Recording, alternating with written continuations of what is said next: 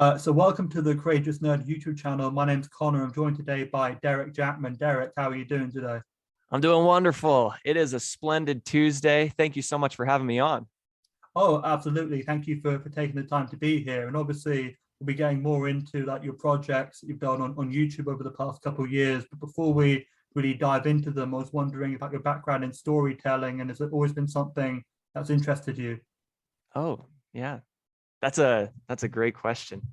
Mm, Um, I think when I was a kid, mm, I grew up on movies. My mom was a huge avid cinema fan, and I actually loved thriller movies. I fell in love with scary movies pretty fast when I was young. But I just loved how relatable they were and how mm, much they would make me feel something. And so through that, I fell into video production probably in sixth grade, where I got my very first little miniature camcorder, and it was a crummy and crappy camcorder, very, very mm, low grade quality, probably mm, 280. Um, but through that, I took it with me everywhere I went. And then I got introduced to what YouTube used to be, which was like the old version of YouTube. And I fell in love, and I thought it was just so mm. cool watching all these home videos.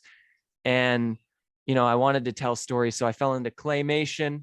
And then I fell into what was called Lego animation. I was really, really young, which was Mm. just stop motion. And then eventually I started filming videos with my friends. And then one thing led to another.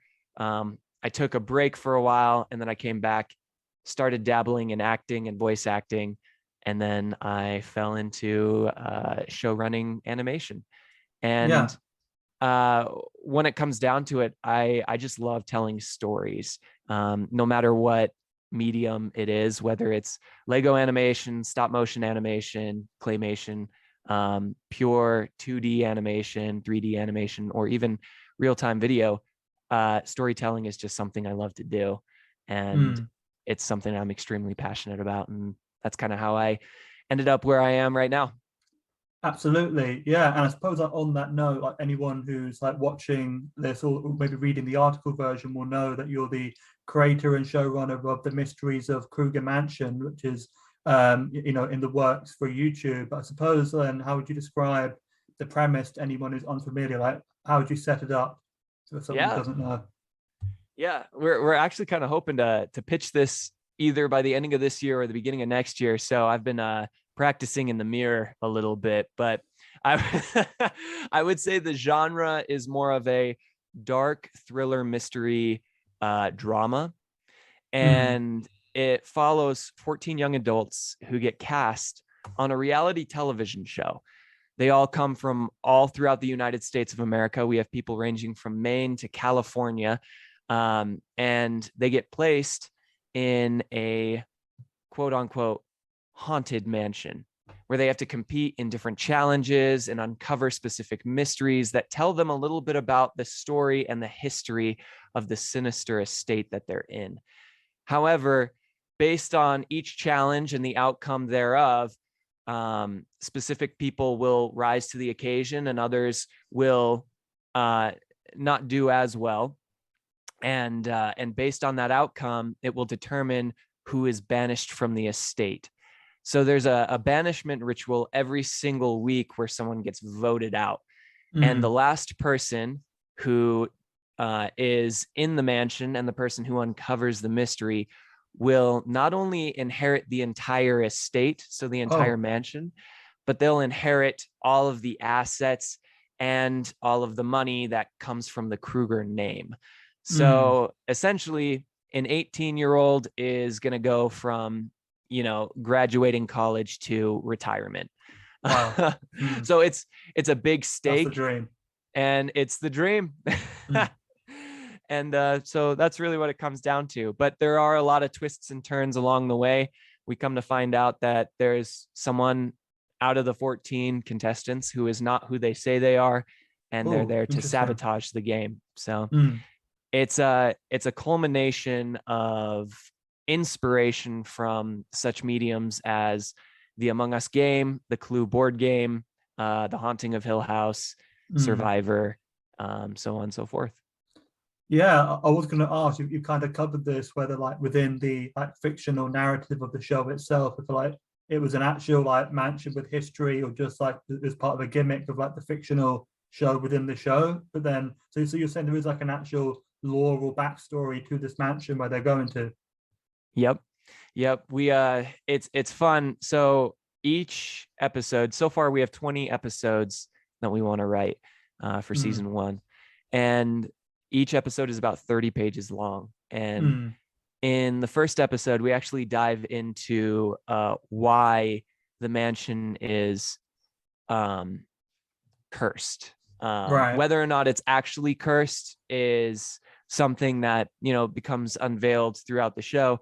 But we really dive into the history of it. And that's one thing that we really wanted to do, is we wanted to make sure that we could not just create a story, but create a world. And so there's a ton of lore behind the mansion, and there's a lot of lore behind every single character as well. Yeah, and I suppose that speaking of the characters, I know you've worked with some of the voice actors on other projects. So then, what's the ratio of like people you brought in from past collaborations versus like people you're working with for the first time? Yeah, everyone we've worked with is so talented, and they've become so close and a part of the Blues crew.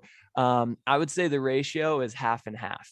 You know, with the prior project that we worked on, we got to know so many great voice actors who were great at interpreting specific voices, and they were transferred over into this project of the Mysteries of Kruger Mansion because they fit the tonality of what we had for expectations for specific characters.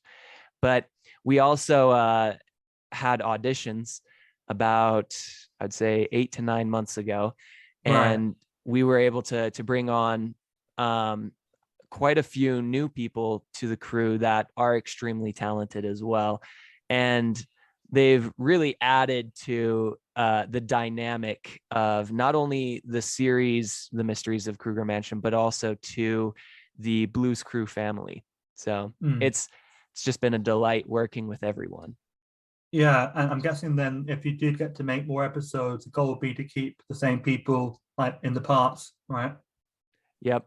I would love to fight for the individuals who, you know, we started this with as much as possible. As we pitch our show at the ending of this year or the beginning of next year, it is kind of up in the air because it does kind of dial down to what the company wants as far as picking us up and picking up the story. However, I am going to fight tooth and nail to keep as many people as I can. And if I can't keep specific individuals based on, you know, the needs of whatever service picks us up, then I'm going to find a way to at least make them feel included in one way or another, because the truth is I'm just extremely grateful and devoted to, you know, to them, because they have just been awesome. Yeah, and the whole idea of like, yeah, staying loyal to where you started, and like, you know, remembering who your friends are and that kind of thing, I'm guessing then, right? Yep. I'd been doing YouTube for now it's probably been about 12 years. Right. And you know, I didn't see a lot of growth in the first 10 years at all, but one person who I got acquainted with was a guy named Steven. And Steven would make commentary videos, and he had quite a loyal following at the time. And so I collaborated with him, and through that collaboration, I was able to kind of cultivate a new fan base on my channel. And Steven and I have been friends ever since, and we've been working on projects together ever since. And that's just, it's something that I don't forget, even though now I look back on it, you know, working on Blu Productions that has 120,000 subscribers versus, you know, the 1,000 that I have on my main channel. it's like the numbers are drastically different, but the gesture and the intention and the friendship is still the same. And that's the thing that means the most to me, is the connection. Absolutely. Yeah, and I know you've kind of covered this a bit already in terms of like the storytelling involved in Kruger Mansion and all these different elements of like the reality competition and maybe a bit like suspense and obviously the fact that it's animated. So like how much of a learning experience has it been for you guys combining all these things into this one project? Whoo! That's a Oh, question. big question. Yeah, Yeah, it's a doozy. it's yeah, everything has been a learning experience, but it has been so fun at the same time, because you're with people who you're all growing together. It's not that anybody has more experience than anyone else. um it's a constant process of growth and progression. But uh with that being said, there have been times where I'm like, man, I am stumped, and I just have to kind of research and then also kind of just like cognitively process what my next step is. And I think the hardest part for me is, recruiting artists and animators, um, and finding new methods on how to recruit people as well, because Mm, we've needed a lot of help, and we're not funded, so it's been a lot of volunteer work, and a lot of collaboration, and so all of us are really just kind of starting from ground up. But with that being said, we're creating something that almost kind of feels professional, mm, and it feels right as well. I don't know how to explain mm, it, but mm. I'm sure that you can relate with Courageous Nerd. It's just something Right.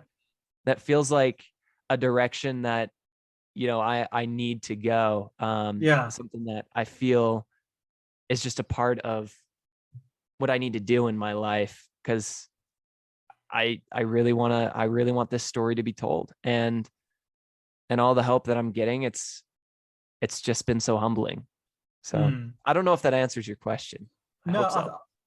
I think somewhere there was like an answer in there, but yeah, yeah, it's definitely I think a big question. So props to you for definitely taking it head on and answering it as best as you could for sure. Yeah. Yeah, and I imagine there's not many projects quite like Kruger Mansion on or in development right now, at least as far as I know of anyway. I suppose if you had to maybe try and like compare or differentiate it from potentially similar things, like what do you think is like the USP for Kruger Mansion? Like what makes it stand out? Oh, that's a good question. Um, I I've seen prior projects that started online and then eventually evolved into something else. Final Space is an example from Olin Rogers. He created a pilot of his own, and eventually that was picked up. And then I think Rick and Morty actually started online as well, and then that Mm, eventually got picked up. As for what differentiates Kruger Mansion from everything else, I think it follows this basic elimination formula, which is a genre that is so popular right now with mm, the Squid Games and with reality television and things like that. People are pretty obsessed with the idea of an elimination based formula, right. um, because there's a lot of self-sacrifice in it. There's a lot of opportunity to tell very touching stories, and also you see a lot of ethical decisions and a lot of morality with specific characters when they're put into dire situations. And so we follow this elimination based formula, but we Mm, put it in a story that I feel like is just worth telling. But it's a story about forgiveness and a story yeah. about redemption, and the importance of those two principles. Um, and I think that those kind of stories need to be told, because um, in our lives, whether we've needed to be forgiven or we've needed to forgive others, it's something that we can all relate to. Mm, And that's one thing that we're trying so hard to tell. When I have my scriptwriter's overview the script that I kind of just pump out and give it to them, and then they, crank through and make all the corrections and send it back. One of the things that we try to portray is we care more about the people that we're writing, because we're not just trying to write characters, we're trying to write people. Even though they're, animated in their cartoons, we want to make it feel as natural and organic as possible. So I think the thing that makes us stand out, I don't know if I should say makes us different than anyone else, but makes us stand out is that we're trying to write a story that will make you feel something. It'll make you laugh, it'll make you cry, it'll make you feel gross sometimes because it's scary sometimes. But the thing that'll make us stand out is where we want to pitch the show. And I would love to share that, but I actually can't share where we want to pitch the show. But if you do have questions about specific options that we were looking at, I'm more than welcome to talk about that as well. Absolutely. Yeah. I suppose obviously at the moment, the show's going to be on the Blu Productions channel. And I know originally that belonged to Adam, who's behind your previous project. I was wondering what your relationship is to the Blu Productions channel. Is it do you actively use it? Who would be considered to be running that channel as of now? Yeah. So Adam and I got really, really close over the past year. We actually even took a trip to Tennessee together. And him and I are really close. But we both, I just recently graduated from college, and he had graduated from college about a year ago. So after his project was terminated, he got really busy with his new job, and it kept him busy.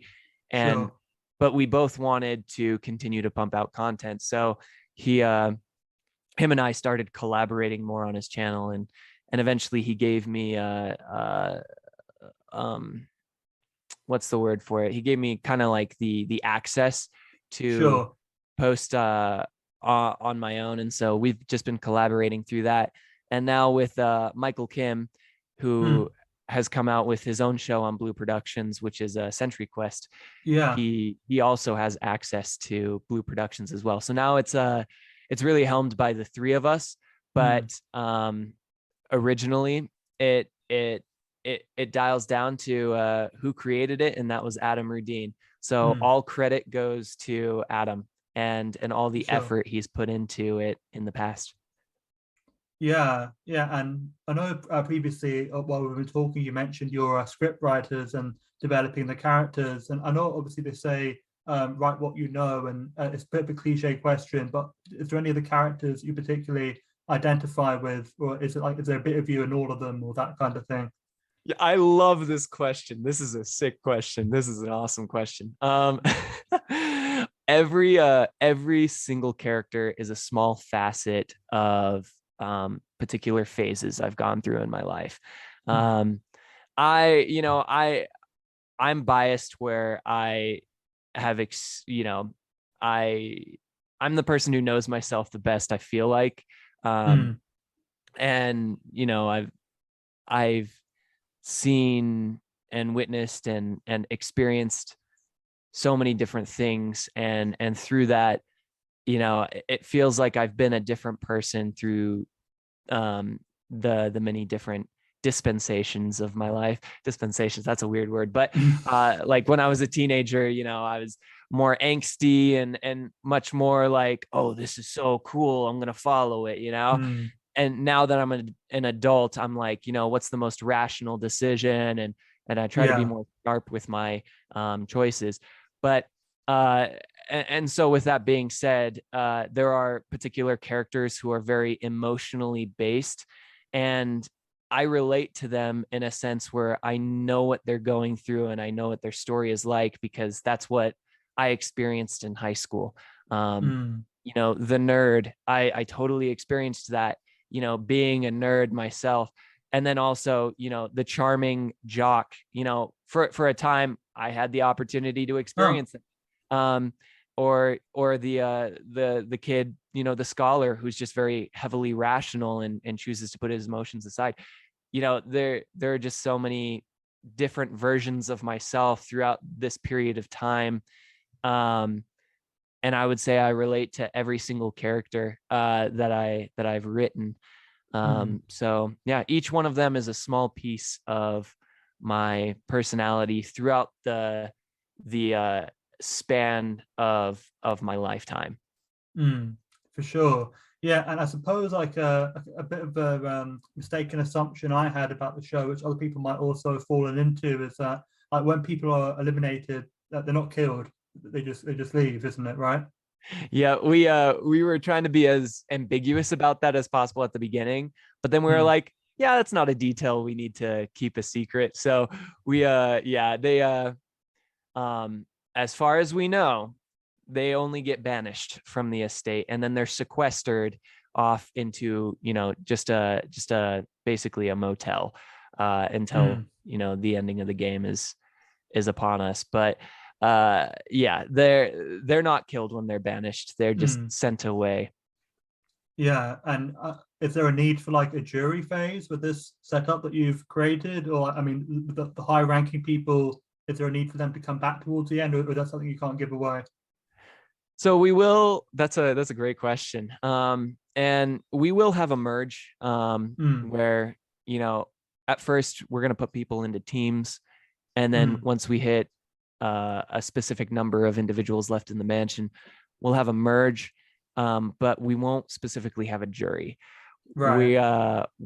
We plan on bringing everyone back in the last episode, just as far as appearances are concerned.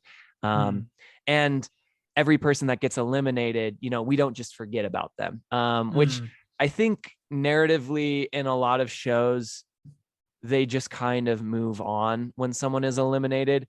yeah. For us, we have tried so hard to write it in a way where, you know, anyone could get eliminated, Mm, whether it feels like narratively speaking, this person is a main character. It probably means they're going to get eliminated because right. Okay. we want to build them up and make it hurt. We want to make it sting. And that Oh, sounds mean, but yeah. we want it to make an impact on the game. So Mm, there are going to be some characters that get a lot of screen time, where it's like, oh yeah, we're focusing on them for a specific reason. But then there are going to be some people who get a lot of screen time because we're going to cut them loose soon. yeah. And then there are, obviously, we want it to be as shocking as possible. So, we kind of mix up the formula as much as we can to make it unpredictable. But every single elimination that happens, whether or not, with, them coming back in the last episode to watch, Right. the final challenge. Putting that aside, every single person who is eliminated will still get referenced and will Mm, still feel like a presence of them, that their presence is still there, and that they're relevant. So, yeah, I hope that answers the question. yeah. Yeah. And I suppose like kind of changing topics slightly because I know there's one returning character from your previous project, and that being Reynold Chaddington. And I mean, I suppose then, like on that note, like what are you excited for people to kind of see from him? That because obviously in the previous project, by virtue of it being cut short, he didn't get a lot of like expansion on like who he is and what he's about. So like, what are you excited for people to see from him in Kruger Mansion? Yeah, it's fun because we actually get to basically keep continuity with him. Mm, Sometimes sometimes we reference that he had owned prior shows before, Kruger Mansion. So it keeps the continuity of him being a producer. So even though, our prior project was terminated, we still get a run with the gag, and he mm, really fits the vibe of this genre, and he almost fits it, in my opinion, and this is just my opinion, but I mm, almost think he fits this genre better than he fits like a comedic genre. Right. Yeah. because he's very fancy, very sharp, very knowledgeable, but Yeah. he's also very stale. And and that's not to say that our story is stale, but Mm. he's a character that fits in with the thrilling vibe, and especially being a narrator of the story. Mm. So we were really excited to bring Reynold Chattington back because it was a piece that we could keep. But originally, when we were writing the story, we had no intention on bringing him back. Reynold Mm. Chattington was kind of a last minute addition because we were like, we need like a Twilight Zone producer narrator type thing. And Mm. then one day I had thought, Reynold kind of fits the bill for that. And it also fits into the continuity of his story. So I had asked Yeah. Adam, I was like, are you cool if we, bring him back? And Adam was like, oh, I am so on board with that. And so Mm. we rolled with it. And now he's like a huge part of the series, like a Mm. giant part of the series. So yeah, it's really exciting to see where his story ends up. Yeah, and I think you've got the same like person doing the voice. So like, was part of the plan for him to even be in Kruger Mansion, like the actor, without Reynolds being in it, or was the fact that Reynolds now win it mean he's now got a part in Kruger Mansion? Yep. So we added Reynold I believe before we did voice auditions Mm. for any of the other characters. So we were up in the air about who we were gonna bring back and Mm. and who we weren't, because we really wanted to do the characters justice as much as we could, while at the same time staying loyal to those who had worked with us. So whether or not Ben, who's the voice actor for Reynold, would have Yeah. gotten a different part if Reynold Chattington wasn't um a part of the series, it maybe in the multiverse of madness we would know. But I don't know. But honestly, Reynolds fits Ben so well, so Mm. it's really exciting.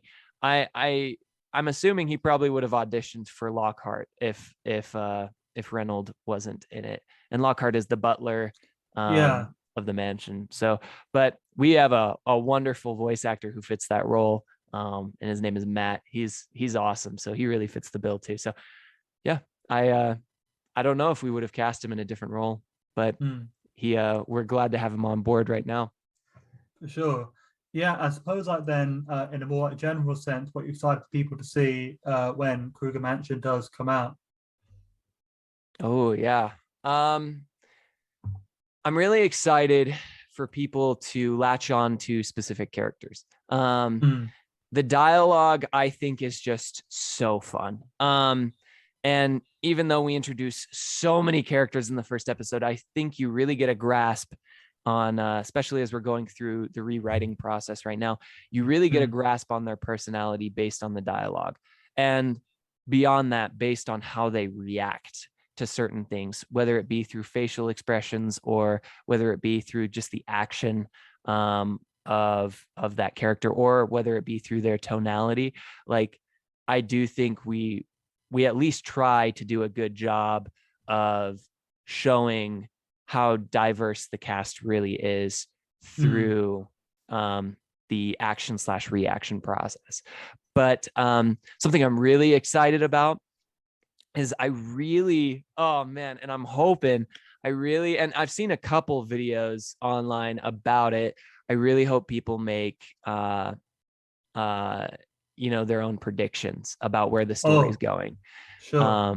Because the lore does go deep, like game theory, Matt Pat deep. Yeah. Mm. Like it's like I said earlier, it's a world. It's not just a story, it's its own universe. And before we decide to wrap up the story, um we want to dissect the world and to understand the ins and outs so that we can keep continuity as much as we can. So Yeah. and I think one of the first questions that's going to be posed is the mansion actually haunted, or Mm. is it just a part of the reality television process. Mm. So I hope people keep their eyes open, because we're throwing in a ton of hidden messages in the first episode. There's going to be a lot of hidden things that are just in the background, visually and also in the audio. So listen closely and keep your eyes peeled. That's my biggest advice when going into episode 1. For sure. Yeah. And I know earlier you mentioned someone in the cast like not being like who they seem. So is that more to do with like, are they someone connected to the mansion, or is it something to do with the reality TV side, or are you not able to say? Yeah. I'll tell you this. It's not to do with the reality TV side. Right. Oh, okay. Right. Well, that if that gives you a good answer. Yeah. Okay. Yeah. Yeah. Interesting. Okay. Yeah. I'll have to probably sit with that a bit, and Yeah. that'll be in the back of my mind as we keep talking. But going along with that, sorry if I cut you off. No worries. No.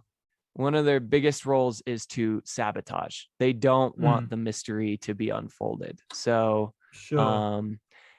I hope there's going to be a lot of speculation on who that is when the first episode comes out, because we're not going to forthright show you. We're gonna go, for a while until we unveil who it is. So it's keep your eyes peeled and listen closely, because we're gonna try and hint at it, but we're gonna be as ambiguous as possible. But we want this show. Sorry if I'm giving you a long answer now. That's all right. We want this show. We want you to be able to watch this show and then at the end be like, oh my gosh, like what? And then to rewatch the show and be like, oh my gosh, like, oh, that makes sense. Like, like we want you to be able to enjoy the second experience just as much as you enjoyed the first experience, but to be able to pick up on new things through your second run through the show. Yeah, I mean, obviously that's hindsight. It's a wonderful thing, and like knowing things you didn't know the first time. And yeah, I can see what would that be a really interesting thing to do on a rewatch. Yep. Yeah, no, for sure. Yeah, and then so is it open as to who this like saboteur will be? Like, or I'll be like latched into like, okay, this is who it is. That's who we're 100% going with. Or is it still kind of like open as to which one of the characters it's going to be? We know who it is for sure. We so far we're like, we have all 20 pages like planned. Sorry, 20 episodes, not pages. That'd be a pretty short series. Yeah. But that's a really great part of an episode you got there. Yeah. 2/3 of an episode done. But we have 7 episodes fully written, all 30 pages. And ever since episode 1, from the very, very beginning, we knew who it was going to be. And it is going to be a twist. It's going to be a twist.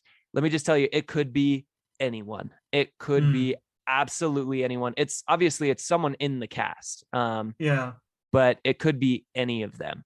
And the problem, I mean, not the problem, but the thing that we're trying to do is we're not trying to be inconspicuous about it. We're just giving you as many red herrings as we can to where you could think it's anyone. So like I said, on the rerun of it, watching it the second time through, you'll be like, that makes sense why they made that decision, and that makes sense why they said that in that particular way. But through your first watch, it should be enjoyable enough and ambiguous enough to where it's like, well, everyone's kind of suspicious right now. But yes, we know who it is. We know who it's going to be. And I'm really excited to tell their story. And I'm really hoping that it's not just going to be a cliche reveal of like, oh, they're crazy now. No, we want to tell a touching story, something that, makes sense and makes even the saboteur feel human, Mm. to where it's like when the unveil hits, it's like you either A, absolutely hate them, or B, you really feel bad for them, and Yeah. you want to root for them. So we're gonna try and tell a villainous human story. Yeah. And then I'm guessing then to pull this off, the actor would have to know it's them in order to kind of be able to deliver things a certain way, or have you not told them that it's their character? Yeah, they have no clue right now. Oh wow, okay, fair enough. Oh. So they it's funny because we were actually I was walking them through their lines, Mm. um because I had them redo their lines, and I had many of the different voice actors redo their lines because um like I said, I didn't want anybody to know what was going on. But Mm. um as they were going through their lines, I was like, um that was great, and we'll probably take that. We'll probably use that take, but just out of curiosity, would you mind saying that in this way? I want to hear what it sounds like, and Mm. then just kind of throw it my way, just because I want to hear your vocal range. And then Yeah. them, without knowing that we were actually going to use that version of that take, Oh, um, we okay. we had them record that and send it to us, and we were using that version. They're Mm. probably, as they watch episode 1, they're probably going to be like, what the heck?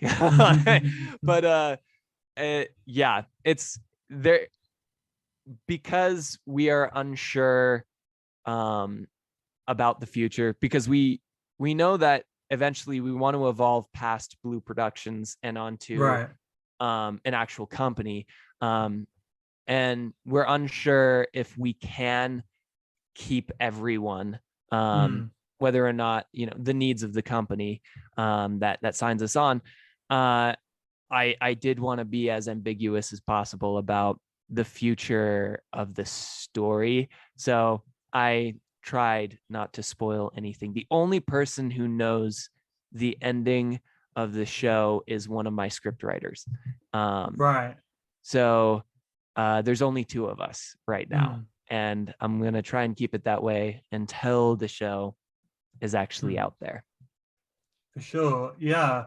And I suppose that this is like the last question I've got for you, and it's like in a wider sense, obviously encompassing Kruger Mansion and everything else you've got going on. Like, what would you like to accomplish with the rest of 2022? That's a great question. Mm. Right now, we're focusing on a campaign hashtag Olin for Kruger. Olin Rogers is the original creator of a show called Final Space, Mm. which was featured on HBO Max for about 2 seasons. And I have been a fan of Olin Rogers since he was on Balloon Shop, which was probably about 13 years ago. Right. Okay. Long time.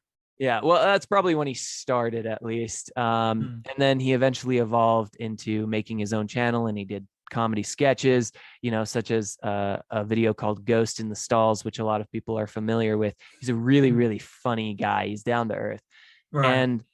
And I want to work, in the future. I just really want to work with uh, with stand-up people. Mm. And Olin Rogers is someone I eventually would love to work with. Right now, I'd love to just pitch him my idea and then get Mm. his take on it, because he has experience in that industry. Um, Yeah. I don't want him to fund us or anything like that, or to be a part of the pitching process at the moment. But I do think if this show did pick up, I'd love to work with him, whether it be as a Mm. voice actor or a producer. I think that'd be great. And so we'll see if that eventually happens. Obviously, he's got his own projects that he's working on, so it's very possible that that doesn't happen. But Mm. that's 1 out of 3 of the people that we want to reach out to. So as soon as we're done with the hashtag Olin for Kruger campaign, we're gonna move on to someone else.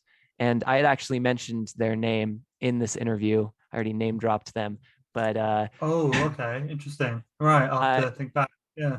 yep. And we would love to pitch it to them. And we know that they have connections to the final person that we want to pitch it to. Right. And if we can pitch it to this final person, this is the third person is the person that we actually want to work under. Like, we would love Right. to pitch it to this individual because they have the resources and the funds to actually own a cartoon. Right. And it's very unorthodox what we're doing, but that's what's going to make us different, I think, in the end. And we just kind of helmet under them and their company. And if we can make that happen, that would be the dream. However, if that doesn't happen, then we still have, other streaming services. We've talked with people from ranging from Disney to Netflix about this show, just about the concept of it. Yeah. But in our very unorthodox campaign, we would like to pitch it to a place that doesn't own a cartoon yet. Right. So we'll see if we get there in the end. And by the ending of this year, everybody should know, everybody who's been following the show will be informed on what our original campaign is. Now, it is susceptible to adaptation and evolution and twists and turns along the way. That's the process of this industry. But we do have a plan. We have a year-long plan, and we'll see if it happens. Oh, for sure. Well, I mean, obviously, best of luck with everything, Deric, going forward with the show and, your wider ventures. And just thanks again for taking the time to chat with me today, and all the best. Take care and stay safe. Well, thank you, Connor, for having me on. Honestly, it was a pleasure to talk about my baby. So, yeah, don't hesitate to reach out in the future. And I was happy to be here. Thank you.